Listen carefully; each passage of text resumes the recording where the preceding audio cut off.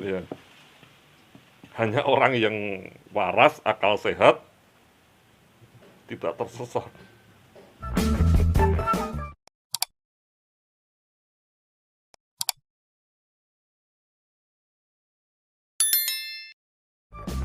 Ini tadi kembali ke ini Pak. Jadi semacam yang tadi disampaikan Prof seperti Papua Timur Papua. Nah ini menurut saya menarik. Kira-kira apa yang harus dilakukan orang Papua ya? Artinya mungkin dengan cara apa? Mungkin bangun kesamaan atau penghargaan terhadap setiap diri orang Papua, atau mungkin SDM-nya, atau seperti apa, atau pembangunan Ya. seperti apa kira-kira itu Prof? Tipu menipu itu kan pada dasarnya adalah relasi tanpa solidaritas, tanpa melihat orang lain yang kita ajak bicara, ajak bergaul sebagai orang. Sebagai orang. Kita anggap itu ya barang saja. Iya, iya, iya. Nomor satu ya, itu pangkal persoalannya. Nah, bagaimana menyelesaikannya nih?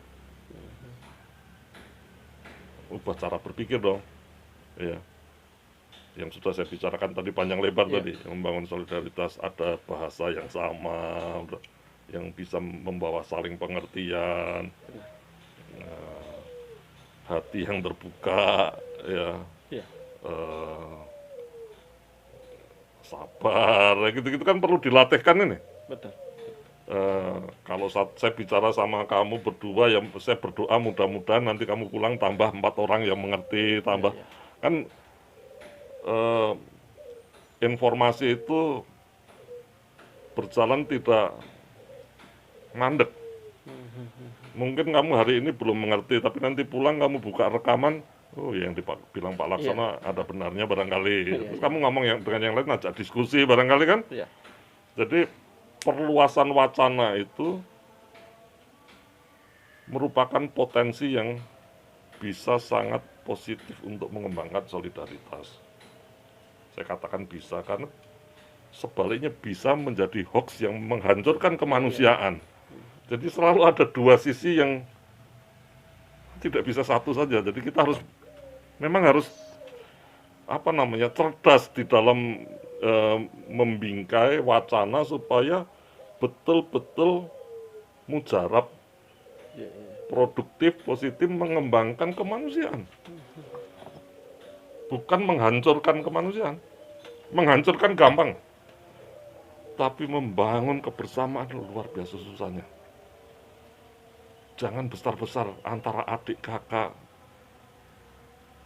orang tua, anak-anak, orang tua setengah mati kita. Ya, hidup Betul. berkeluarga juga tantangannya besar. Ya. Nah, ini semua kan perlu pengaturan-pengaturan. Iya, iya. Nah, pengaturan artinya kan kita perlu mendevelop, mengembangkan aturan-aturan. Mekanismenya ada, kan sudah ada struktur bernegara. Iya, iya. Tidak bisa dipungkiri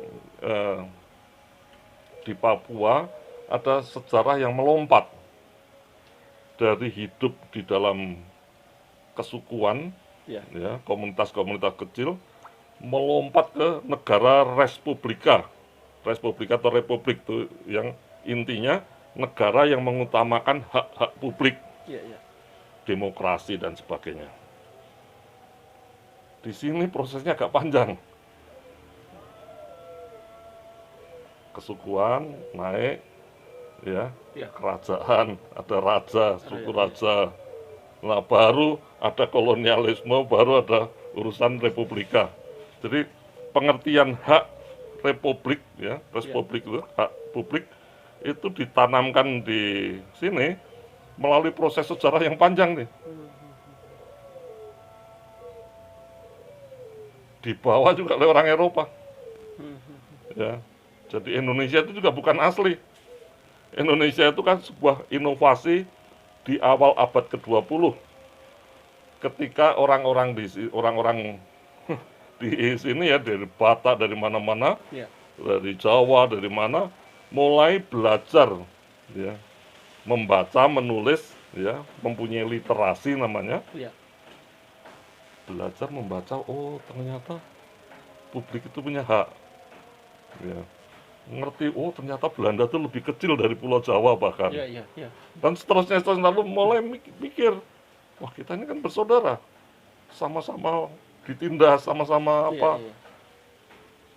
Tapi aku nggak bisa ketemu kamu ngomongnya bahasa Bahasanya Jawa, beda. kamu bahasa Bali, bahasa Sunda, bahasa macam-macam. Iya. Kita terpisah secara apartheid ya kalau Iya. bahasa terdiskriminasi sama lain. Iya. Aduh, kalau begitu ya kita saudara, kita sumpah deh kita saudara ya. Iya. Berarti gimana caranya? Perdebatan pakai bahasa apa? Kalau pakai bahasa Jawa yang Bali bukan nggak Jawa mau. tidak suka. Bali nggak mau. Ya, Bali nggak mau, mana-mana nggak mau. Kecuali orang Jawa, padahal orang Jawa jumlahnya paling besar. Iya, iya. Ya, pilih bahasa apa yang biasa orang pakai. Orang pakai di mana? Kalau di rumah ya orang pulang pakai bahasa sukunya masing-masing, agamanya masing-masing, Iya. urusan kepala sukunya masing-masing. Iya, iya. Yang dipraktekkan bersama kan waktu di pasar belanja. Benar. Nah, di pasar itu bukan bahasanya siapa-siapa, bahasanya orang pasar. Nah, ya. Nah, itulah yang kemudian diangkat, dijunjung tinggi dalam Sumpah Pemuda kan, Iya. menjunjung tinggi bahasa persatuan. Sudah bersatu? Belum. Sudah ada? Belum. Indonesia juga belum ada. Bahasanya saja yang ini. Bahasanya juga belum, bahasanya baru bahasa pasar. Bahasa pasar itu bukan berarti itu Melayu pasar, tapi bukan bahasanya orang Melayu. Lain dengan bahasa etnik Melayu. Makanya lain kan dengan bahasanya Melayu Malaysia. Iya, iya, Malaysia agak mirip tapi tidak sama. Ya, mirip tidak sama. Mirip tidak sama kan artinya tidak bisa dijadikan identitas. Jadi bahasa Indonesia itu, bahasa Melayu pasar bukan bahasa identitas suku tertentu. Ya, ya bahasanya siapa saja. Itu yang kemudian dalam Sumpah Pemuda dijunjung tinggi. Kenapa dijunjung tinggi? Karena dari pasar diangkat menjadi bahasa ideal untuk semua orang, supaya kita orang bisa baku bicara, Komunikasi apa kan? ya baku rasa, baku cinta, Iya, iya. baku bagi. Betul, betul, bro. Jadi nomor satu mulai dari situ membangun. Ada bahasa pemersatu. Dan itu bukan main-main. Untuk urusan dunia itu inovasi dunia yang sangat besar. Dari bahasa orang pasar nggak jelas, terus sekarang ada berapa ratus juta pembicara bahasa Indonesia di dunia ini. Nah, itu nggak main-main. Inovasi yang luar biasa. Temuan. Di sisi lain, pengorbanan juga ya nggak main-main. Ya. Orang Jawa nggak nuntut bahasanya dipakai. Iya, iya. Jadi Indonesia itu kerelaan berkorban sebetulnya. Siapapun meng-Indonesia itu harus siap berkorban melepas rasa milik identitas dulu. Rela untuk menjadi sesuatu yang berbeda dari asli. Jadi nggak ada yang asli. Iya, iya, iya. Jadi menjadi Indonesia itu nggak bisa kamu hanya ngomong dengan menjadi Indonesia itu harus bisa merasakan komunikasi dengan dunia. Kita bicara Pancasila kan itu nilai-nilai yang universal sekali. Ketuhanan pasti. Iya. Peri kemanusiaan dulu pernah dipikir internasionalisme. Istilahnya menjadi peri kemanusiaan kan, kemanusiaan lebih universal. Iya. Nah, begitu, jadi identitas yang tadinya sangat lokal, yang di luar lokal itu bukan manusia, Iya, iya. harus dirombak. Jadi kemanusiaan bagi Indonesia itu semua, tidak ada batas negara, batas suku, batas apa, itu semua manusia. Nah itu kan revolusi nih, Iya, iya. revolusi pemahaman. Nah, sekarang bertanya di Papua bagaimana ya? Kan prosesnya tidak sepanjang yang sudah terjadi di sini. Betul, betul. Ya. Papua menjadi bagian Indonesia, suka tidak suka prosesnya pada waktu itu baru tahun 60-an, 62, 63. Ya, New York Agreement atau apapun ya yang dipakai. Tapi itu 20 tahun ke belakang daripada sebagian besar Indonesia yang lain. Iya. Itu pun juga tidak benar. Karena Indonesia itu pernah habis total, tinggal daerah istimewa Yogyakarta, yang lainnya sudah diambil Belanda itu. Oh, Ya dalam pergerakan kan tinggal Republik Indonesia, tinggal di sini ibu kota Jogja sama Bukit Tinggi. iya. Ya. Lainnya sudah daerah Belanda lagi. Kemudian lahir negara Indonesia Timur, negara-negara apa federasi ya, Republik Indonesia Serikat. Ya. Itu syarat Belanda menyerahkan kedaulatan tahun 49. Jadi tahun 49 secara administratif Belanda menyerahkan kemerdekaan, kedaulatan kepada Indonesia.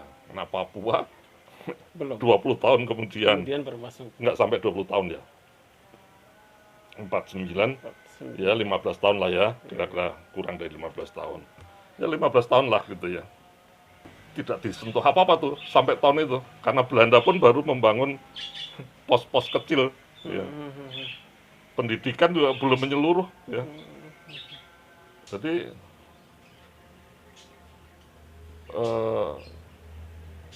memang dituntut kesabaran yang jauh lebih tinggi daripada orang-orang yang ada di sini untuk menggapai kehidupan modern ini ya.